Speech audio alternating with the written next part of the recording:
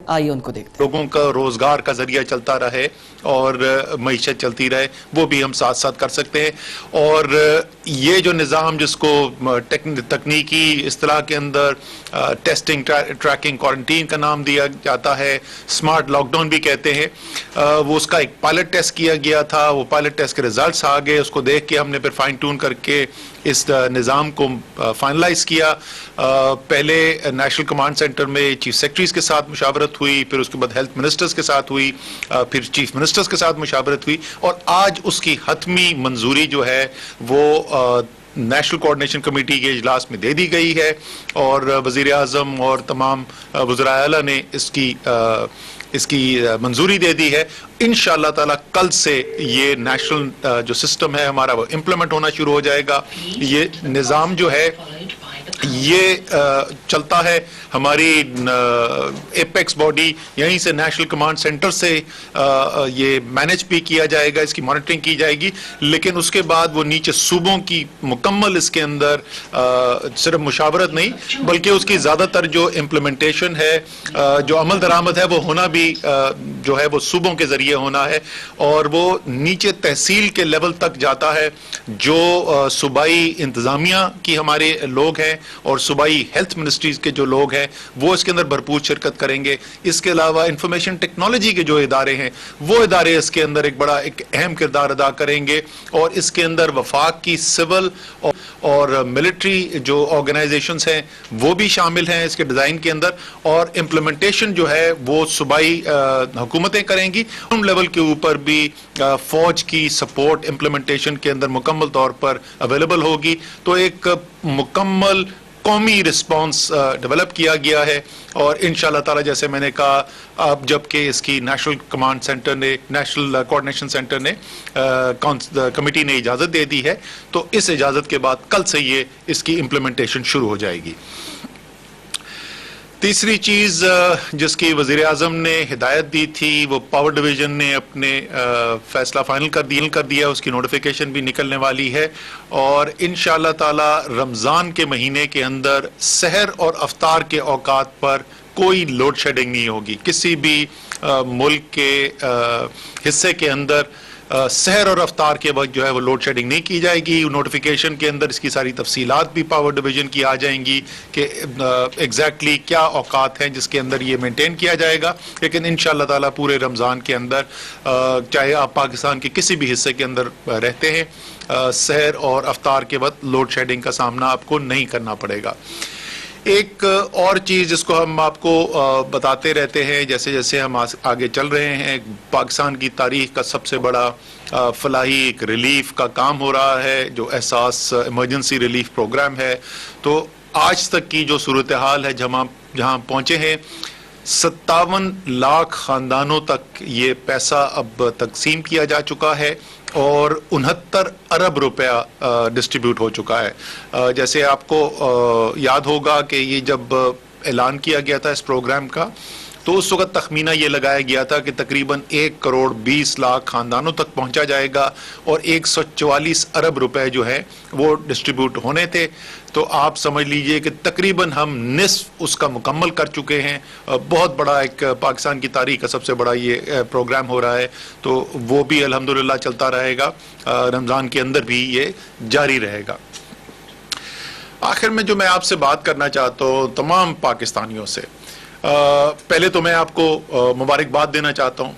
रमज़ान का महीना आने वाला है, हम सब के लिए, हर मुसलमान के लिए अहम तरीन महीना होता है, इबादत का महीना है, अल्लाह ताला से रुजू करने का महीना है।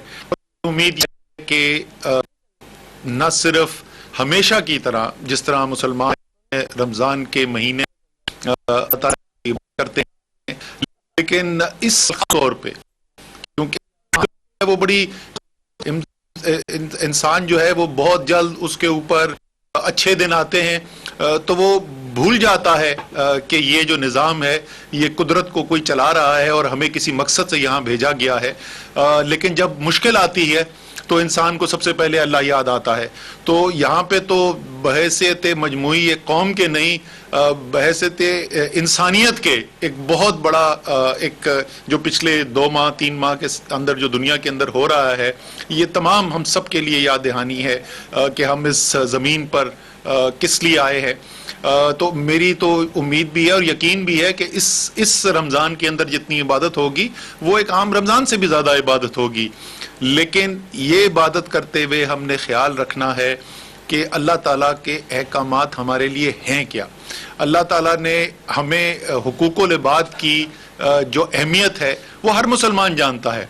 آپ نے اور دوسرے انسانوں کا جو آپ نے حق ادا کرنا ہے, اس میں سے ایک بہت اہم حق یہ ہے کہ آپ کے ذریعے کسی تک کوئی شر نہ پہنچے, آپ کے ذریعے کسی اور تک بیماری نہ پہنچے, آپ کے ذریعے کسی اور کا نقصان نہ ہو. اور اس کے لیے جو ڈاکٹرز ہیں انہوں نے ہمیں حفاظتی تدابیر بتائی بھی ہیں.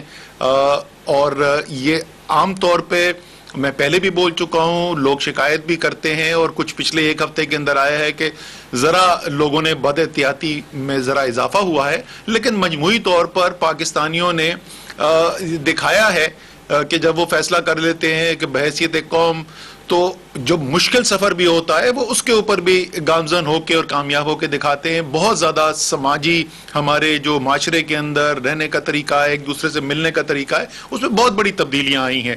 اور تو یہ تو اس سے پہلے ہی کر سکے. لیکن پھر میں کہوں گا رمضان کے ماہ کے اندر جس ماہ کے اندر آپ کو آپ کی جو رشتہ ہے آپ کی اور ہم سب کی جو نسبت ہے اپنے خالق کے ساتھ, اللہ تعالیٰ کے ساتھ, جب اس کی یاد دہانی اتنی زیادہ ہو تو یہ جو ذمہ داری ہم پہ ہے وہ بھی اتنی ہی ہمیں زیادہ یاد رکھنی چاہیے اور انشاءاللہ رہے گی. اور یہ میں آپ کو بتا دوں, ہم آپ کو بتاتے ہیں کہ ہم بڑی سائنٹیفک بنیاد کے اوپر جو ماہرین ہیں اس سبجیکٹ کے, ایپیڈیمولوجسٹ ہیں, ڈیٹا سائنٹسٹ ہیں, ان کی مدد سے مستقل یہ کرتے رہے ہیں کہ آگے دیکھا جائے آج سے 2 ہفتے بعد, آج سے 4 ہفتے بعد, آج سے 2 مہینے کے بعد یہ بیماری کے پھیلاؤ کہاں تک جا سکتا ہے. اس کی وجہ سے اس کو پورا کرنے کے لیے ہمیں جو صحت کے نظام کے اندر صلاحیت میں کو بڑھانا ہے اس کی کیا ضرورت ہے, کتنے ہمیں N95 ماسک کی ضرورت ہے, وینٹیلیٹرز کا کتنا اضافہ کرنے کی ضرورت ہے, ہاسپٹل بیڈز کی کتنی ضرورت ہے, ICU کی ریکوائرمنٹ, آکسیجنیشن کی ریکوائرمنٹ, یہ ہم سب چیزیں دیکھتے رہتے ہیں. آج بھی ہم نے دوبارہ, اور یہ تقریباً ہر ہفتے کے اندر یہ ریویو دوبارہ ہوتا ہے, آج ہم نے بڑا خصوصی طور پہ بہت تفصیل سے ہم نے دوبارہ سے اس کا ریویو کیا. اور میں آپ کو یہ بتا رہا ہوں کہ جو یہ ماہ آنے والا ہے, اگلا رمضان کا مہینہ جو آنے والا ہے, یہ فیصلہ کن مہینہ ہے. اگر ہم اس ماہ کے اندر وہ حفاظتی تدابیر جن کی احکامات بار بار ہمارے ڈاکٹر صاحبان نے ہمیں بتائی ہیں, ہم دل سے خلوص نیت کے ساتھ ان پر عمل کرتے رہیں گے, تو انشاءاللہ تعالی عید کے بعد ایسی صورتحال پیدا ہوگی کہ ہم لوگوں کی جو روزگار میں ابھی بھی بندشیں ہیں ان کو بھی مزید بہتر کر سکیں اور معاشرہ ایک اپنے اس سٹیج کی طرف واپس جائے جو ایک ہماری عام زندگی ہوتی ہے. فوری طور پر ایسا نہیں ہوگا, لیکن وہ عمل جو ہے وہ انشاءاللہ تعالی شروع ہو سکتا ہے عید کے بعد. لیکن خدا نخواستہ اگر ہم نے بد احتیاطی کی, اگر خدا نخواستہ ہم نے غیر ذمہ دارانہ طرز عمل اپنایا, تو سب سے زیادہ جو مجھے جس بات کا خیال بار بار آتا ہے کہ کہیں ایسا نہ ہو کہ جب ہم عید کے قریب پہنچ رہے ہوں تو ایسی صورتحال پیدا ہو کہ پھر ہمیں عید کے لیے اور بھی بندشیں لگانی پڑیں. یقیناً انشاءاللہ تعالیٰ ایسا نہیں ہوگا. اللہ تعالیٰ کا کرم ابھی تک ہمارے ساتھ رہا ہے, لیکن اللہ تعالیٰ یہ بھی کہتا ہے اپنے بندوں کو کہ جو اپنی حفاظت کے لیے اقدامات کرنے ہیں وہ تمہاری ذمہ داری ہے. اگر ہم اس پہ عمل کریں گے, اس میں کوئی شک ہی نہیں, رب العالمین جو ہے وہ غفور الرحیم ہے, ابھی تک انہوں نے کرم کیا ہے, اللہ تعالیٰ نے کرم کیا ہے, انشاءاللہ تعالیٰ رمضان میں خاص کرم کریں گے, لیکن صرف اس وقت جب ہم اپنی ذمہ داری پوری کریں گے. تو اس کے ساتھ میں ایک دفعہ پھر آپ کو رمضان کی مبارکباد دیتا ہوں اور امید کرتا ہوں کہ آپ کے گھر والے, آپ کے محلے والے, وہ محفوظ رہیں گے, صحت یاب رہیں گے اور اپنی دلی خواہش کے مطابق اپنی عبادات بھی پوری کر سکیں گے. بہت بہت شکریہ. جی بالکل, وفاقی وزیر اسد عمر میڈیا کہ اس وقت اسد عمر جو ہے میڈیا سے بریفنگ دے رہے تھے اور انہوں نے کہا ہے کہ پورے پاکستان میں حکومت نے فیصلہ کیا ہے کہ لاک ڈاؤن 9 مئی تک رہے گا, اور جو آنے والی پالیسیز ہے اس حوالے سے بھی اسد عمر نے بریف کیا ہے, اور یہ بھی بتایا ہے کہ ملک کے کسی بھی حصے میں سحر و افطار کے اوقات میں لوڈ شیڈنگ نہیں ہوگی. پاک فوج سول انتظامیہ کی بھرپور مدد کر رہی ہے. خبریں اور بھی ہیں جو شامل کریں گے اس بریک کے بعد, ہمارے ساتھ رہیے.